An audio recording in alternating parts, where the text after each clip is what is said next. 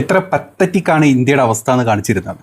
കഴിഞ്ഞ 10 കൊല്ലം കൊണ്ട് സംഘികൾ രാജ്യം ഭരിക്കാൻ തുടങ്ങിയതിന് ശേഷം ഇന്ത്യയുടെ അവസ്ഥ എത്രയും വൃത്തികെട്ട അവസ്ഥ എന്നുള്ളതിന് ഏറ്റവും വലിയ ഉദാഹരണമാണ് നിങ്ങളിപ്പോൾ കണ്ടുകൊണ്ടിരിക്കുന്നത്. അതായത് പശ്ചിമ ബംഗാളിൽ ഹിന്ദുക്കളുടെ നില സംഘികളുടെ വീടുകളിലൊക്കെ പന്നിനെ വളർത്തുന്നുണ്ട്. എന്തിനാണ്? മുസ്ലിങ്ങൾ അങ്ങോട്ട് അടുക്കാണ്ടിരിക്കാൻ. മുസ്ലിം പന്നി കണ്ടു കഴിഞ്ഞാൽ അങ്ങോട്ട് അടുക്കൂല എന്നുള്ള ചിന്തയാണ്. ആദ്യം തന്നെ എനിക്ക് ഇങ്ങനത്തെ പട്ടിക്കാട്ടങ്ങളോട് പറയാനുള്ളത്, മുസ്ലിമിന് പന്നി കഴിക്കാൻ പാടില്ല എന്നുള്ളൂ, അല്ലെങ്കിൽ പന്നിനെ കണ്ടു കഴിഞ്ഞാൽ ഓൻ തിരിഞ്ഞോടണം എന്നില്ല, പള്ളിയുള്ള സ്ഥലത്ത് പോകണ്ട എന്നുള്ള പ്രശ്നങ്ങളൊന്നും ആദ്യം തന്നെ ഈ മുസ്ലിമിനില്ല.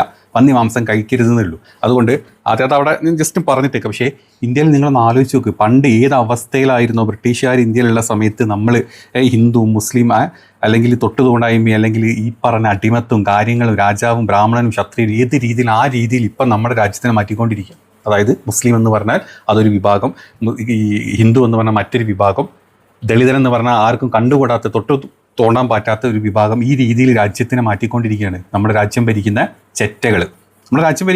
പട്ടിക്കാട്ടങ്ങൾ നമ്മുടെ രാജ്യത്തിനാക്കിക്കൊണ്ടിരിക്കുക. ഇങ്ങനത്തെ വിവരം കെട്ട തള്ളമാരുടെ ഈ മണ്ടയിലോട്ട് ഇമാതിരി വിദ്വേഷവും പകയും കയറ്റി വെച്ചിട്ട് ഈ മതങ്ങളെ തമ്മിൽ അടുപ്പിച്ച് നിങ്ങളൊന്ന് ആലോചിക്കുക. നമ്മുടെ നാടിൻ്റെ അവസ്ഥ ഇത് പുറം രാജ്യം കണ്ടു കഴിഞ്ഞാൽ എന്തായിരിക്കും അവസ്ഥ? പുറത്തെ ആളുകൾ ഇത് കണ്ടു കഴിഞ്ഞാൽ കാർക്കിച്ച് തുപ്പൂലേ.